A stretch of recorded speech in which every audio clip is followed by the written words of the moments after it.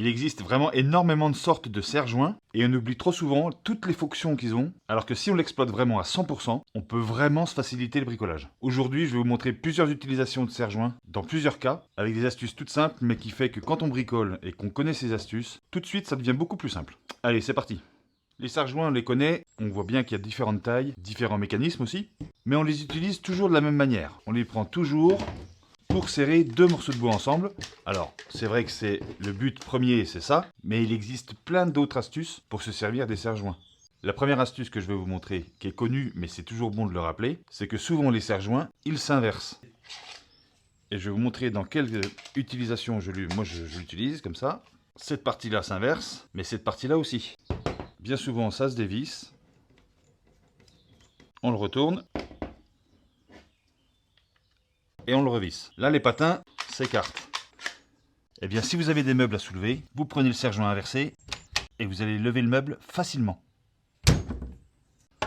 Et vu que plus on pompe et plus ça s'écarte, ça peut aussi servir à écarter deux planches. Là, les planches sont trop rapprochées. Si je voulais enlever ces deux clous et que je pouvais passer mon serre-joint, il y aurait juste à pomper pour venir écarter les planches. Ça peut être utile dans certains cas.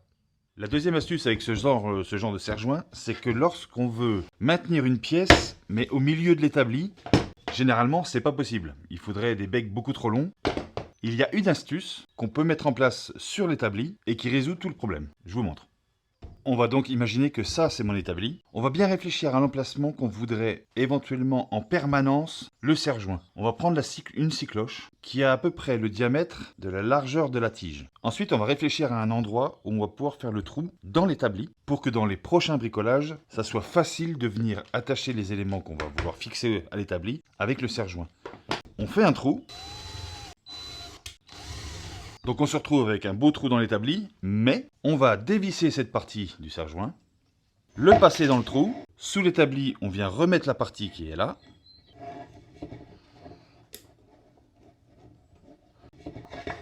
Donc on se retrouve avec la partie dessous.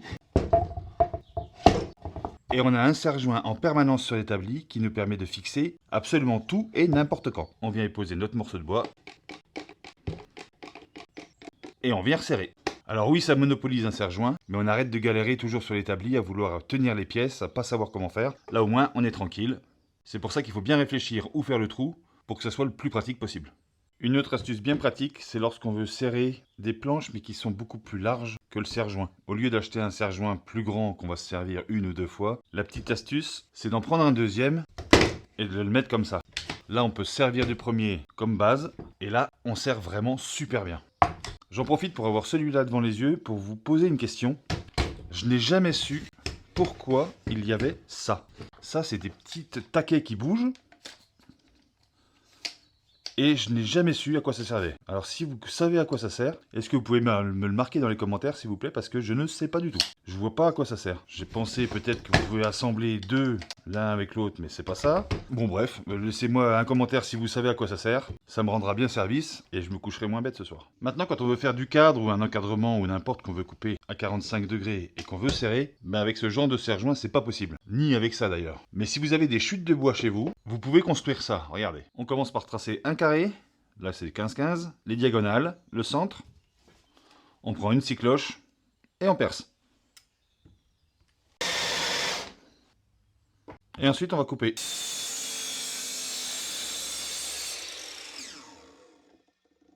Et ça peut vous donner ce genre de petit gabarit. On le place là et là. Une fois serré, c'est bien assemblé. Là, on va pouvoir le laisser sécher tranquillement et ça tient. Et si vous voulez assembler tout un cadre entier, vous faites 4 pièces comme ça. Et là, vous êtes tranquille, ça peut sécher tranquillement. Lorsqu'on veut venir coller un petit morceau de bois sur un autre, mais qu'on n'a pas la possibilité de passer le serre-joint dessous pour le maintenir, on va venir poser notre morceau de bois collé. Si on ne veut pas l'abîmer, on prend un petit morceau de carton dessus et on se sert du serre-joint mais dans l'autre sens. On ne le sert pas comme ça, on va s'en servir de presse. On va se mettre comme ça, on vient serrer un petit peu, on appuie et on verrouille. Et là le morceau, il ne pourra pas revenir, il ne pourra pas sortir, il est bien en appui et il peut sécher tranquillement. Le plus gros problème quand on bricole, c'est qu'on n'a jamais assez de deux mains. On a deux mains, mais il nous en faudrait une troisième et des fois même une quatrième. Je prends l'exemple d'une planche de bois comme ça qu'on voudrait assembler avec une autre, que ça soit dans ce sens-là ou dans ce sens-là, n'importe. On imagine que c'est volumineux.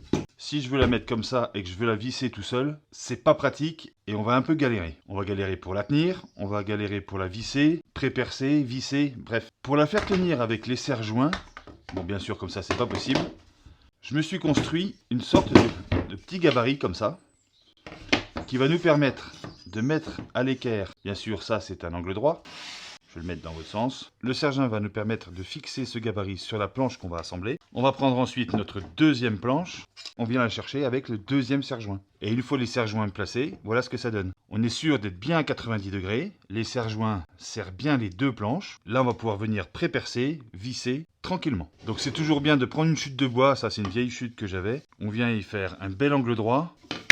Deux trous à la scie cloche pour venir passer le serre-joint dedans avec la planche, d'un côté comme de l'autre. Et cette toute petite chute de bois peut vraiment nous régler pas mal de problèmes quand il faudrait une troisième ou une quatrième main. Donc ça c'est vraiment indispensable d'avoir ça à l'atelier si on bricole tout seul. C'est quand même très pratique. Et au lieu de jeter des chutes de bois, c'est intéressant de les utiliser pour faire des sortes de gabarits comme ça, qui vont bien nous aider dans le bricolage. Je me sers aussi de ce gabarit avec le serre-joint pour maintenir des pièces qui sont encombrantes, que je voudrais tenir en position verticale, par exemple sur l'établi. Je vais venir fixer ce gabarit à l'établi, comme ça. Je vais y mettre ma planche là. Et je viens la maintenir avec un autre serre-joint.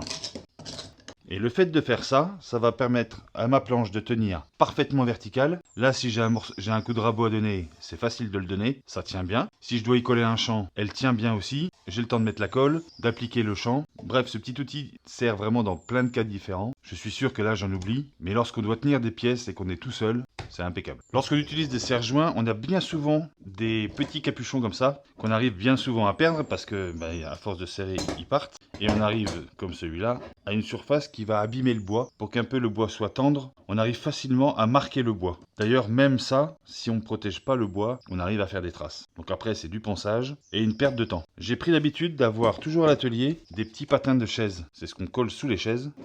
Alors évidemment, il suffit de prendre la bonne taille. Mais en mettant ça, et de chaque côté, là j'en ai des plus gros, on crée en fait une surface douce qui va venir écraser le bois. Là, on marque plus du tout le bois. Et on est sûr de ne pas avoir plusieurs minutes de ponçage derrière pour rattraper l'erreur qu'on a faite. Donc ça se trouve dans n'importe quel magasin, grande surface. Mais c'est très pratique d'en coller de temps en temps, de faire le tour de tous les serre-joints et d'en remettre, s'ils sont partis, d'en remettre pour éviter d'abîmer le bois qu'on vient insérer. Petite astuce très pratique qui évite de perdre du temps. Parfois, lorsqu'on bricole, on a besoin de tenir les pièces, venir mettre les serre-joints, mais sans les serrer pour venir en mettre d'autres. Et bien souvent, c'est pas assez serré, ça tombe, bref, ils ne tiennent pas en place et c'est pas pratique. L'astuce, c'est de venir y mettre un élastique comme ça.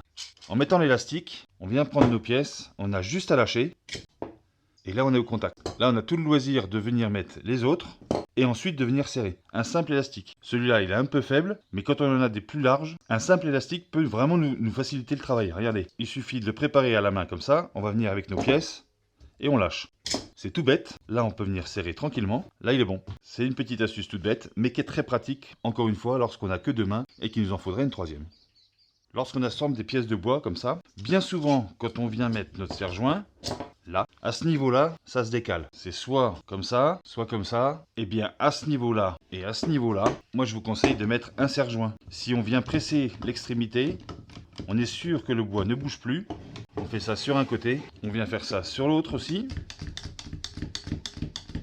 Et là, on peut même resserrer, on est sûr que ça bouge plus. Ça évite de ne pas s'apercevoir que ça a bougé et que la colle soit prise alors qu'on va tout devoir défaire. Si vous connaissez d'autres utilisations avec les serre-joints, n'hésitez pas à me le laisser dans les commentaires. Je serai content d'apprendre comment vous vous en servez et dans quelle utilisation. Si vous avez des questions, n'hésitez pas à me les poser en commentaire, j'y répondrai avec un grand plaisir. Si vous avez bien sûr aimé la vidéo, pensez à me laisser un petit like, ça m'aide à propulser la chaîne et ça me motive à en faire d'autres. Pour ceux qui ne sont pas abonnés, abonnez-vous, c'est avec un grand plaisir qu'on vous accueille ici. Je vous souhaite à tous et à toutes un bon week-end et je vous dis à la prochaine. Ciao.